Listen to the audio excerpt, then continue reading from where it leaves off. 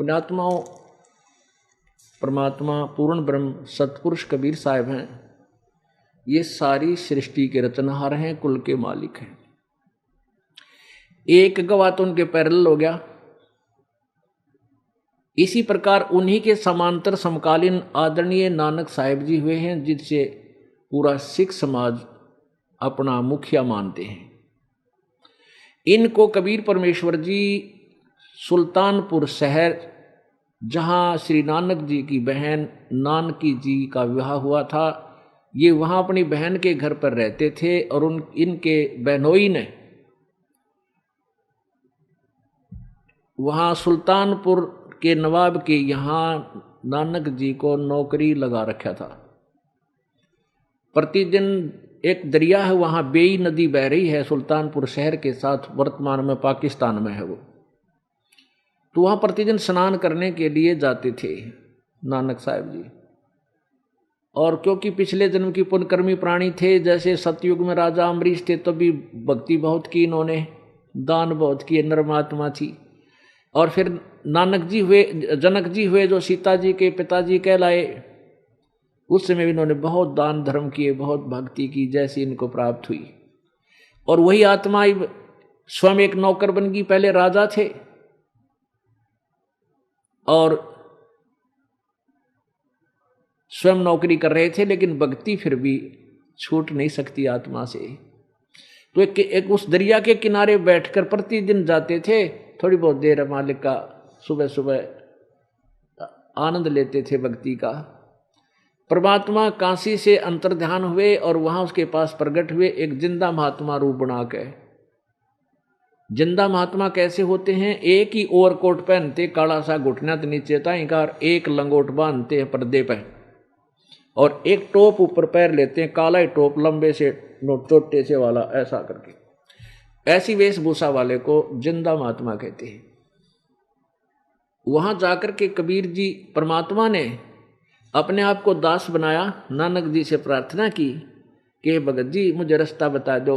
महाराज जी मैं तो भगवान की तलाश में घूम रहा हूँ, आप बहुत अच्छे भक्त लगते हो। तो नानक साहब जी अपने लागी, अब जैसा भी, क्योंकि हिंदू धर्म में जन्म था श्री नानक साहब जी का, और ब्रजलाल पांडे से वो गीता पढ़ा करते थे। इन पांड्या ने जिसा ज्ञान था वो सब में भर रखा था। श्री कृष्ण जी सर्वेश्वर है, सर्वशक्तिमान है। तो ऐसे नानक साहब जी ने कहा, सारी कुछ बताई। फिर परमात्मा ने पूछा फिर भगवान कैसा है? नानक जी बोले वो तो निराकार है। अब परमेश्वर बोले भले आदमी, तू श्री विष्णु जी को भगवान बताओ और फिर भगवान को निराकार भी कह रहे, यार इसकी मूर्ति रखी आपने। हम नानक जी जवाब तो था ही नहीं, क्योंकि ज्ञान था नहीं हमारे को। तो फिर और ऐसी इधर उधर की बातें काफी होती रही। तो नानक जी ने कहा कि तू मुझे गुरु बना, तब मैं सही भेद दूंगा तुझे। परमात्मा बोले जी गुरु बना लूंगा मैं तो आपने, मुझे तो ज्ञान चाहिए, आप मेरे गुरु, मैं आपका चेला, बताओ। फिर उनकी काफ़ी वार्ता हुई तो परमात्मा ने काफ़ी समझाया। उस दिन तो और भी बहुत सी मंडली इकट्ठी होगी वहाँ, तो उस समय तो नानक जी ने माना नहीं, क्योंकि ये पुराना ज्ञान जल्दी सी हटता नहीं। तो कबीर साहब जी चले गए प्रणाम करके, अच्छा जी जैसे आपकी आज्ञा हो। क्योंकि कोई उत्तर नहीं था परमात्मा के वचनों का, लेकिन ज्ञान, वो जो परमात्मा बात कहते थे कि ब्रह्मा विष्णु महेश की ये शक्ति है, गीता का ज्ञान कृष्ण ने नहीं बोला, कृष्ण जी काल नहीं थे। और वो गीता जी में कह रहा 18वें अध्याय के 62वें श्लोक में कि उस परमेश्वर की शरण में जाओ, उसकी कृपा से तू परम शांति और शाश्वत स्थान को प्राप्त होगा। वो कौन भगवान है? वो तो गीता ज्ञान दाता से दूसरा है। और आप नानक जी कृष्ण भगवान मान रहे हो, विष्णु मान रहे हो, और इसको सर्वशक्ति मान, अजरो अमर कहते हो, ये अविनाशी कहते हो। ये गीता ज्ञान दाता 4थे अध्याय के 5वें श्लोक में स्वयं कहता मैं तो नाशवान हूं, मेरी जन्म मृत्यु होती है। अब ये पॉइंट नानक जी के हृदय में जख्म कर गए। अब बात तो सारी सच्ची पर मान्य कति नहीं। तो परमात्मा हाथ जोड़ कर चले गए, अच्छा जी हम चलते हैं। तब उन बैठे हुए वहां के व्यक्तियों ने पूछा कि हे नानक जी ये कौन व्यक्ति था जो आपको गुरुजी कह रहा था? नानक जी ने कहा ये कमीन जात का था, छोटी जात का, दुल्हा दाणक, बनारस से आया था, अपने आप को पता नहीं क्या समझ रहा था। मैंने इसके छक्के छुड़ा दिए। अब उन लोगों ने सोचा बिल्कुल ठीक है, नानक जी को तो वो बहुत अच्छे भगत मानते थे, लेकिन नानक जी का हृदय जख्मी हो गया। भाई ये तो बात तो सारी सच्ची कहता, और मन ने अपने अभिमान वश मानना नहीं, क्योंकि पुण्यात्मा बाद में विचार करती हैं। उसी दिन से अर्ज करने लगे थे, हे प्रभु वो महात्मा एक बार फिर आवे, वो महापुरुष एक बार फिर आ जाए, मैं कति वाद विवाद नहीं करूं, मैं सारी बात पूछूं। क्योंकि जिसने भगवान से ये वो तो सब कुछ त्याग देगा, जाति मजहब धर्म कुछ नहीं देखता, वो केवल परमात्मा देखता है, उसके पिछले पुण्य अधिक होते हैं। उनकी ऐसी जब तड़प होली 6-7 महीने के बाद परमेश्वर फिर प्रकट हुए, जैसे धर्मदास के पास गए थे जो खूब रुआ लिया, ऐसी दशा नानक जी की होगी थी। तब फिर उसी समय जब स्नान करने वो गए थे बेई नदी पर, सुबह सुबह वो दूर से आते दिखाई दिए परमात्मा उसी वेशभूषा में। नानक जी ने भी उन्हीं की तरफ जाकर और जैसे राम रमी करी। अब नानक जी कहने लगा भाई बैठ जा, कबीर जी कुछ बात करना चाहता हूं। वार्ता हुई, ऐसे ऐसे है, फिर सृष्टि रचना सुनाई परमात्मा ने। तो नानक साहब कहने लगे भाई बात सुनो जी, मैं आपको जब मानूं जब आँखें देख लूं। अब ये तो विश्वास मेरा बनता नहीं, और परमात्मा चाह महीनों थे कि ऐसी पुण्यात्मा मेरे साक्षी बने। तो नानक जी ने कहा कि मैं इस दरिया में गोता लगाऊंगा और तू मुझे ढूंढ देना, मैं तुझे भाई भगवान मान लूंगा। परमात्मा बोले लगाते हैं। अब जब दोबारा नानक जी से मिलने गए परमात्मा, तो उस दिन केवल नानक जी को दिखाई दे रहे थे और किसी को दिखाई नहीं दे रहे थे। अब नानक जी अकेले बैठे बोलते सुने थे, तो दूसरे भगत जो स्नान कर रहे थे व्यक्ति, गांव वाले नगरी वाले, वो कहने लगे रहे यू भगत जी आप किससे बातें कर रहा है।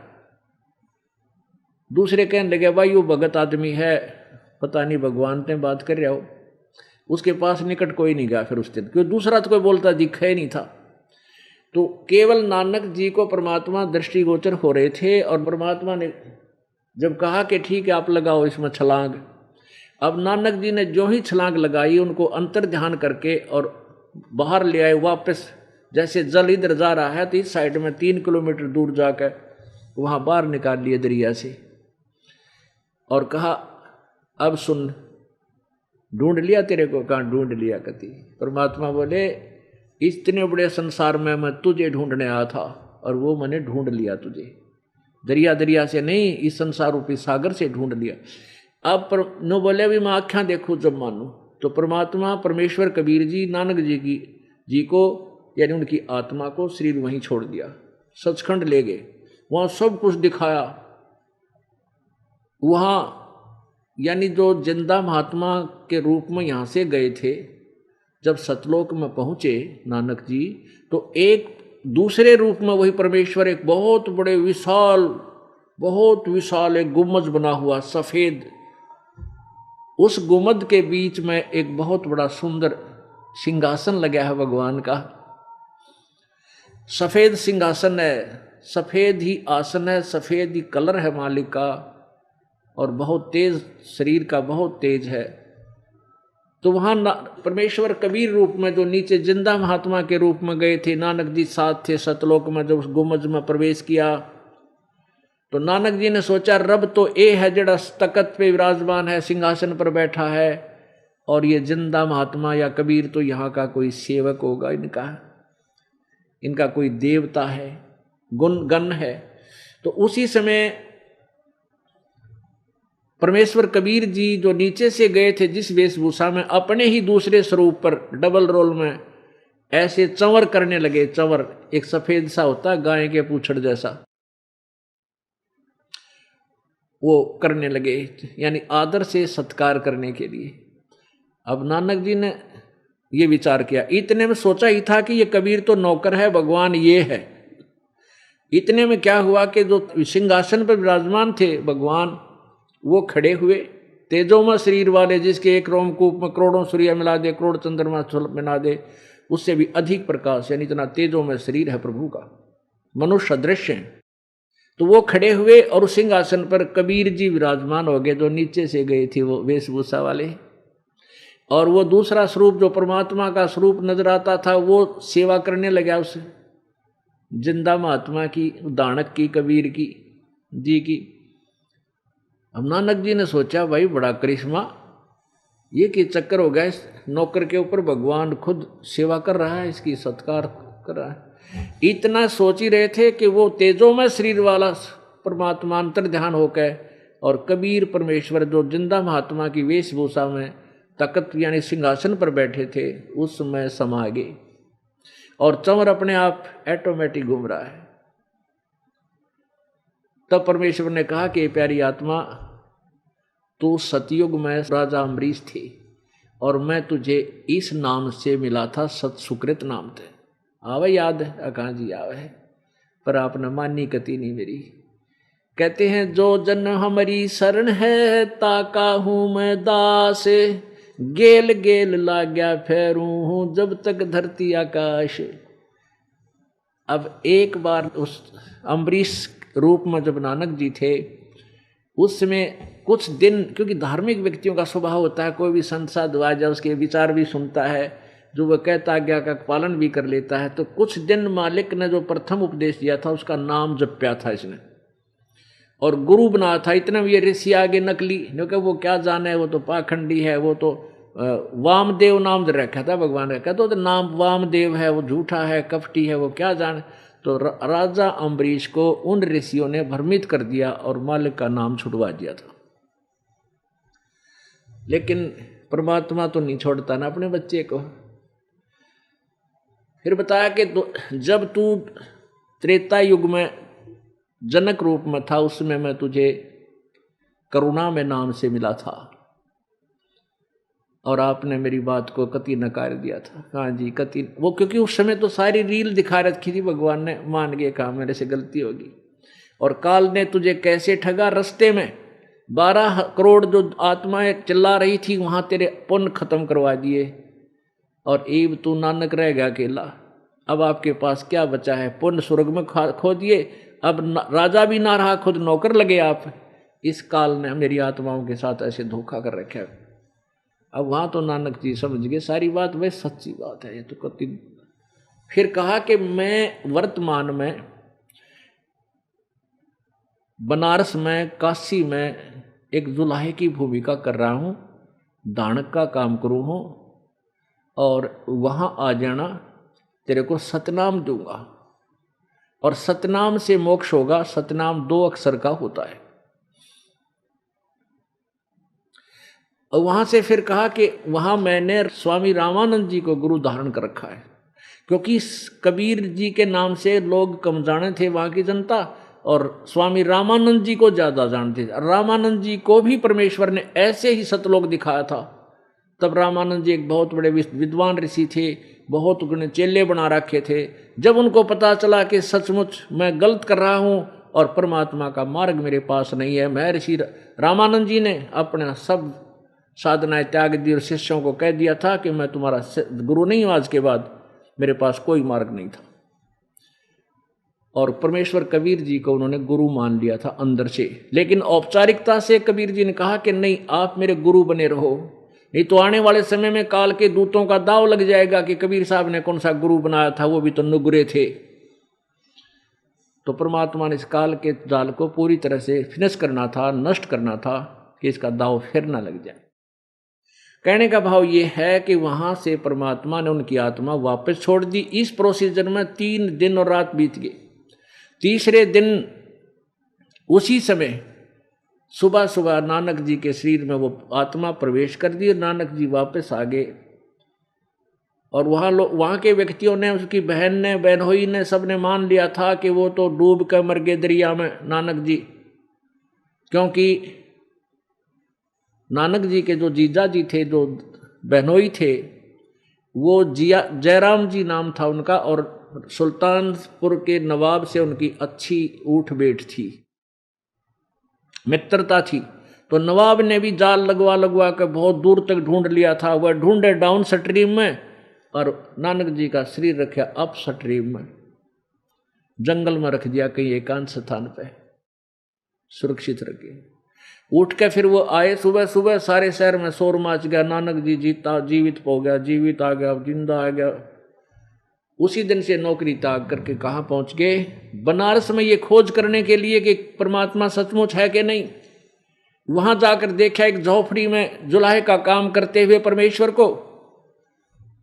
तब नानक साहब की खुशी का ठिकाना नहीं रहा और वहां देखकर कहने लगा, फाई सूरत मुल्क की वेश, ए ठगवाड़ा ठगी देश, खरा सियाणा बहुता बार, ये धानक रूप रहा करता, राख्या में पानी भर लिया।